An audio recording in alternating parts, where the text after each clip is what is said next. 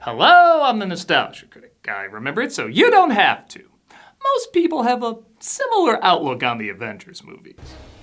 I always said the first film was a proof of spectacle, a fun, epic ride to show this idea can work. Then there's The Empire Strikes Back of the group, the film where things got darker and a lot more interesting. And then there's the Return of the King finale, the massive conclusion that delivered a dramatic yet crowd-pleasing end. Oh, right, and then there's the soup in between the meals.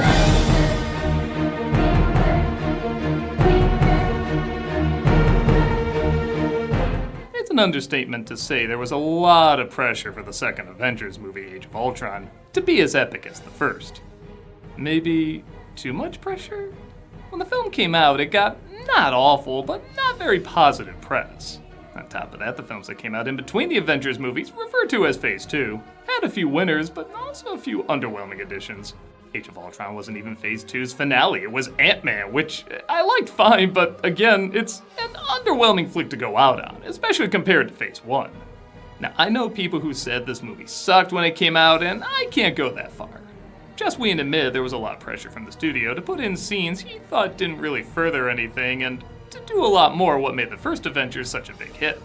Now, I don't know 100% what happened behind the scenes, but it does feel that way, and it is distracting. However, there's still a fair amount here that I think is pretty valuable. So what is it about this film that went from epic to epic? Well, we're gonna suit up to find out. Let's take a look at the Avengers' forgotten middle child. This is Age of Ultron. Give the film credit, and Ollie starts off giving the people what they want, as not only are the Avengers already together fighting, trying to stop an evil army from using Loki's scepter, but it even gets their big group trailer shot out of the way. I mean, to be fair, we did have to wait through an hour and a half of "we're not a team" to get them looking like a team in the first one. But you might already notice the seams come across as a little loose. Shit! Language! That was the opening quip, which is honestly so weak, even the movie constantly calls it out. No one else is going to deal with the fact that Cap just said language. Bet your ass. Steve, you said a bad language word. Gosh sake, watch your language. That's not going away anytime soon. What I say whenever I use the F word on YouTube and have my ads taken away.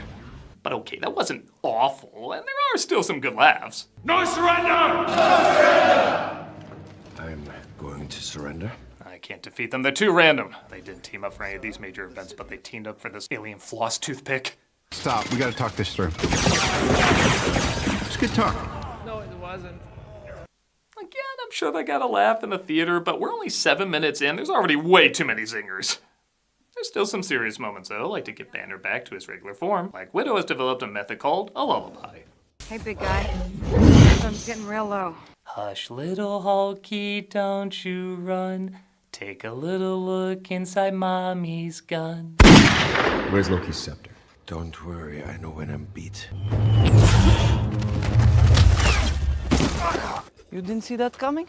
A third of the alliance is going on. Great, what end cred sequence did we skip to miss who these two are? This is Wanda and Pietro, twins who were experimented on and weaponized to help our baddies. WandaVision is a good show. It's more than just one deep episode and bad sitcom writing. Stark is shown a vision of the future where he caused the death of everything and everyone he holds dear. You're just gonna let them take it?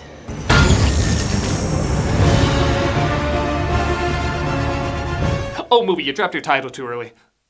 Oh, wait, you wanted to drop the title there? Why do these Whedon flicks always put them in the most randomly underwhelming moments? I guess it matches the tone of the flick, as the title could literally be Avengers. Whatever. Just wasn't expecting a code green. You hadn't been there would have been double the casualties. Banner feels bad about the lives he has taken, so he looks to his team for support. Thor, report on the Hulk? The gates of hell are filled with the screams of his victims. See, this is why when Thor's done right, he's my favorite. They heal up and make their way to the Avengers Tower, which I know they're trying to be kind, honoring the first responders from the last Avengers movie, but the way this is framed, seeing this giant behemoth literally towering over them, advertising itself, it does give the impression, yeah, they're the real heroes, but we're the real heroes. Lab's all set up, boss. Oh, actually, he's the boss. I just pay for everything and design everything and make everyone look cooler. I mean, given the movies that came out at that time, he wasn't wrong. After they're given the sum up on the deadly Wonder Twins. Orphaned at 10 when a shell collapsed their apartment building. He's got increased metabolism and improved thermal homeostasis. Her thing is neuroelectric interfacing, telekinesis. Which kinda sounds like they're reading the back of the Marvel trading cards. An injured Hawkeye is patched up. You sure he's gonna be okay? Pretending to need this guy really brings the team together. Hey, we know it's what the producers think, but we don't say it to his face. Stark analyzes the technology in the scepter, and after seeing the future destruction Stark apparently causes, what's his solution? The same as every tech billionaire, throw everything into AI, starting what I was originally trying to prevent. Okay, maybe this film was a little ahead of the game in some areas. Artificial intelligence. If we can harness this power, what if next time aliens roll up to the club, they couldn't get past the bouncer? The only people threatening the planet would be people. And we are doing a bang-up job of that, thank you very much. Banner, of course, has doubts about wielding so much power, but what wins him over? I see a suit of armor around the world. Sounds like a cold world, Tony. I've seen colder. That's it? That's what got him on board? Isn't that kind of like saying I want to make the world Mordor, but at least it's not literal hell? Not a great plan. And yeah, I know stuff like this would and is happening in the real world, but after what these two have seen in these movies, I just don't buy they would jump in this naively and this quickly. At least for heroes we're supposed to be rooting for because they're so smart. Hello, I am Jarvis. You are Ultron. This feels weird. Speaking of quickly, Stark connects his AI Jarvis to the Scepter's AI, played by James Spader, who goes rogue pretty damn fast. I'm a peacekeeping program. You are malfunctioning. If you shut down for a moment, I don't get it. The mission. So I will say while Ultron's setup is incredibly rushed and his evil reasoning is shaky at best, the writing is efficiently direct and there is good tension around how fast he's growing and acting on his evil conclusions. Oh, no. you are in distress. No. Yes. I believe your intentions to be hostile. A villain going shh is becoming one of my new favorite douchey tropes. I've mentioned before some of the best stuff with the Avengers is when they're not fighting, but rather just chatting and interacting off each other, and this party scene is a good example. All right, so if I lift it, I then rule Asgard? Yes. I will be reinstituting Prima Nocta. Pretty much nothing is happening, but if there's any group I love to watch nothing happen to, it's ironically these folks a lot of the time. Come on, Cap. Not bad foreshadowing. Fella done me wrong. Got a lousy taste in men, kid. Banner and Black Widow find themselves becoming closer, and I do find it believable seeing their connection in the first film and how he literally relies on her now to snap him back to his senses. What did he do that was so wrong to you? Not a damn thing. But never say never. And I know I mentioned in the last review and nothing can be done, but goddamn, imagine Norton and Johansson flirting with each other. That'd be like a GQ cover of Cool. I'm sorry, I was asleep. Or I was a dream. Ultron takes over one of Stark's bots and sorta presents his evil plan. I'm on mission. Peace in our time.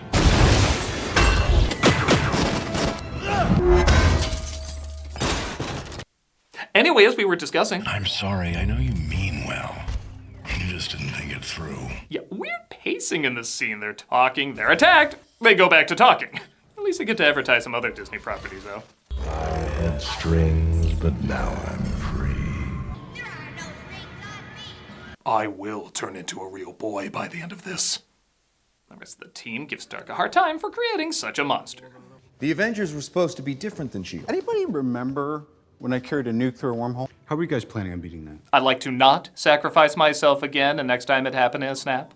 Sooner or later, every man shows himself. Oh, I'm sure they do.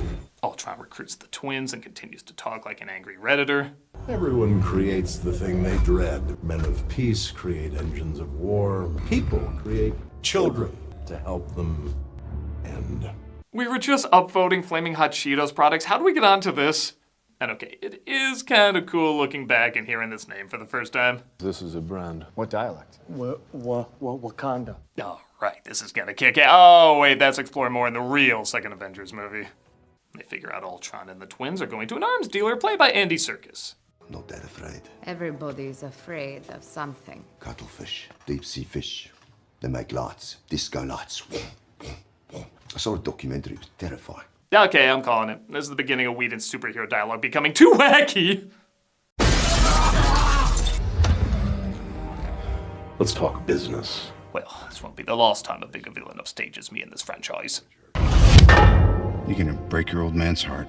The Avengers arrive and they have a little fight.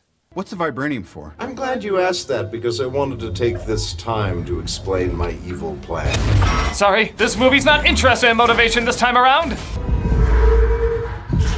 Wanda, though, starts getting inside their heads. The girl tried to warp my mind. Fortunately, I am mighty. Oh no, I'm on the set of Babylon! No, stop, we can't be in the X-Men mansion, we haven't bought them yet! Thankfully, Hawk has a mind-altering arrow. Wait, what? That has to be an arrow? Why does everything have to be an arrow? And the mind control stuff, I will admit, is a little fun. It's creative and shot well and gives some backstory to our characters. But when Wanda recovers, she goes after the one she wants to infect the most. I want the big one.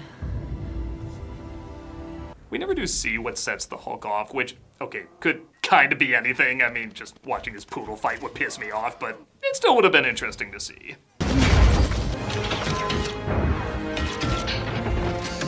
I'll also admit, I completely forgot the fight between Hulk and Iron Man was in this, and that is a big problem. Make no mistake, this fight is fun, and arguably we needed a big, cool action sequence about now. But yeah, it does feel a little pointless. I get it, Banner has to feel bad afterwards, everybody does, but really, like I mentioned before, kind of anything could do that. For a fight this big and this cool, I do feel like there has to be a little bit more purpose behind it. Otherwise, it does start to feel like an out-of-nowhere toy commercial. With that said, it is a pretty cool toy commercial.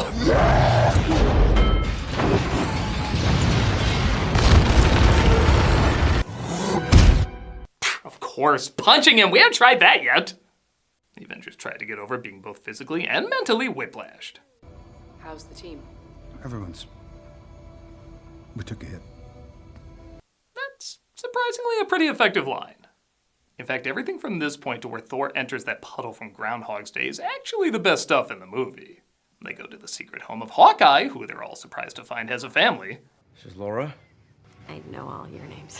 Except you. I know we're married, but even I keep forgetting you exist. And I know you could argue we've seen them all talk before several times in the past, but this really does dive into their similarities and differences in a much more natural, less quippy way, building up the divide that's coming just a few films later. Every time someone tries to win a war before it starts, innocent people die. Seems like you walked away all right. Is that a problem? I don't trust a guy without a dark side. Even here, though, there's occasionally an odd line. Didn't realize you were waiting. I would have joined you, but it didn't seem like the right time. Have they done anything yet? Even if they have, that's still kind of weird to say. She talks about her past, being trained from childhood as an assassin, as they apparently made sure their bloodline ends with them. I can't have this. Kids. Where I was raised, they sterilize you. You still think you're the only monster on the team. A lot of people took that to mean because she can't have kids that makes her a monster. I took it more as she was part of a monstrous group that would force her to do something awful like that. Granted, with those lines so sloppily put back to back, I'm not shocked some people took it that way. As like I said, there is still an occasional clunker. Hello, dear. Are you like me and didn't even catch how stupid that line was until a second viewing? But then some other lines, like from Nick Fury here, artificial intelligence. You never even hesitated. Do seem pretty timely. Maximoff girl, she's working you, Stark. Wasn't a nightmare, it was my legacy. You come up with some pretty impressive inventions, Tony. War isn't one of them. I mean, it kinda was. Quick, we gotta get to another action sequence I forgot was even in this movie. Trying to stop Ultron from updating his body. You know what's in that cradle? The power to make real change. And that terrifies you. I wouldn't call it a comfort. It's not even that these fight scenes are bad, they just all feel like the opening minutes of the first movie. They feel a little too standard. Except that shot. That shot is awesome. Every action sequence has at least one really cool thing in it. Wanda and Pietro decide Ultron is getting too powerful, though. Don't do this. What choice do we have? Okay, I'm not crazy. Her accent really gets scaled down over time, right? What choice do we have? Sending those creatures after her instead of myself was mercy. It's like she's going back and forth channeling Molotov from Venture Brothers. What choice do we have? You can't tell me you don't miss the action, the danger. Ultron gets away, leaving his updated body behind, but Stark has another brilliant plan.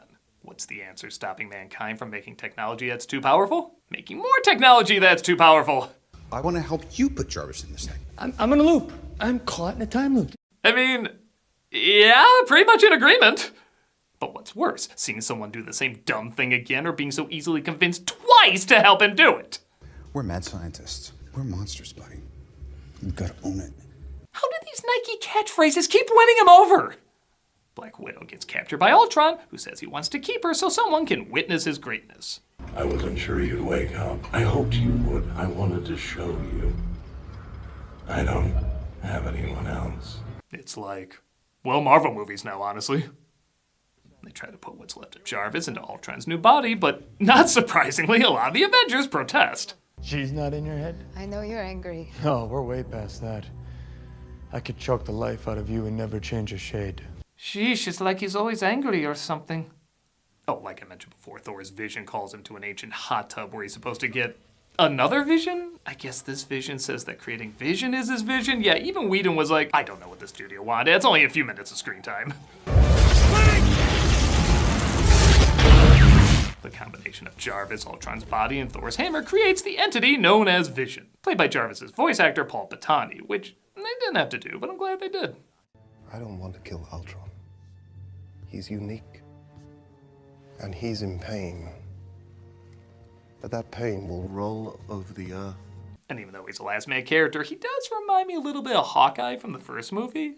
He does surprisingly feel developed, even though he's only in the film for a short amount of time. And I don't know, maybe the idea is that you can continue with powerful technology if you keep in mind those limitations?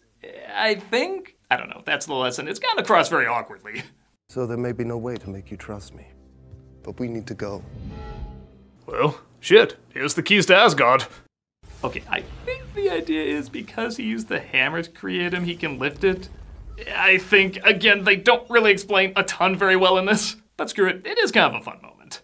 Speaking of fun, the film kinda gives us that in the climax, as Banner goes to save Black Widow, who was left behind with no security and wasn't forced to go with Ultron. How much did he want to quote-unquote witness?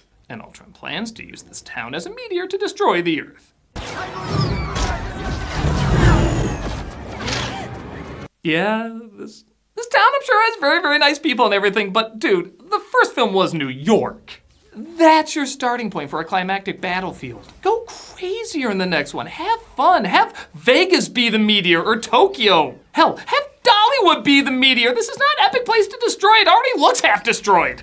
This is exactly what I wanted. All of you against all of me. Again, this action isn't bad. It's just familiar. And in your follow-up to the first, you either need to do something different or top the last time you did it. And honestly, this does neither. It's passable, but I'm assuming that's not what you want people to expect out of an Avengers movie. You know, with the benefit of hindsight... Shut up, Whedon overriding! Christ, how can a villain who talks so much have such an undermotivated evil plan? Thor, I'm gonna need you back in the church. You need to pray to a real god to help you out. Unfortunately, though, Speedy Gonzalez ran his last marathon. You didn't see that coming.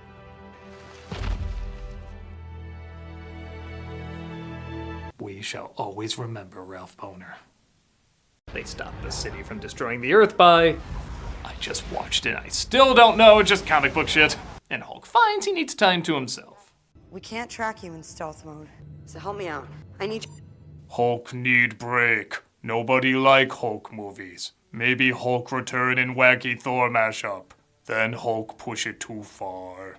Okay, as much as I mock the writing in this, the dialogue between Vision and Ultron before Vision kills him off is actually pretty good. Humans are odd, but there is grace in their failings. They're doomed. Yes. But a thing isn't beautiful because it lasts. You mind telling the suits upstairs that? Even the dialogue between the Captain and Iron Man is pretty good when you know where the series is going.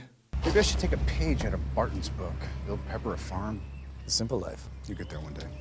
Family, stability. Guy who wanted all that went in the ice 75 years ago. Too bad time travel's not a thing. If there was, there'd be a whole bunch of details that wouldn't make any sense. And then we end on this kind of confusing note. Avengers! That's right. These are the new Avengers. Just before the other new Avengers. Just before the other new Avengers. Actually, what am I talking about? This is the most authentic comic book ending there is. Right down to the overhyped to be continued panel. Fine. I'll do it myself. You know, 4-ish movies later. Past me, I know it sounds crazy, but they actually deliver on this. Avengers Age of Ultron, however, is not a bad movie per se, it's just very safe and very familiar. There's still some good moments, intros of new characters, and you can't say it isn't very comic booky. It certainly is the beginning of noticing the over-reliance on zingy dialogue, but I don't think that was straight up being exploited until, ironically, another Marvel movie outside of this universe. Avengers may have started it, but Deadpool cemented that continual good quips equals continual good money. And after that, I think is when things started to get out of control. In terms of this film, though, the movie's okay. But okay isn't what people are looking for. These films are supposed to be big events, and this was more an entertaining little romp with a big budget. Thankfully, though, Marvel had gotten enough goodwill that people could let a movie like this slide, especially when a much bigger installment was on its way. Though maybe too big, you could take it down by half just like that. I'm a nostalgia critic, guy, remember? So you don't have to. Hello, dear.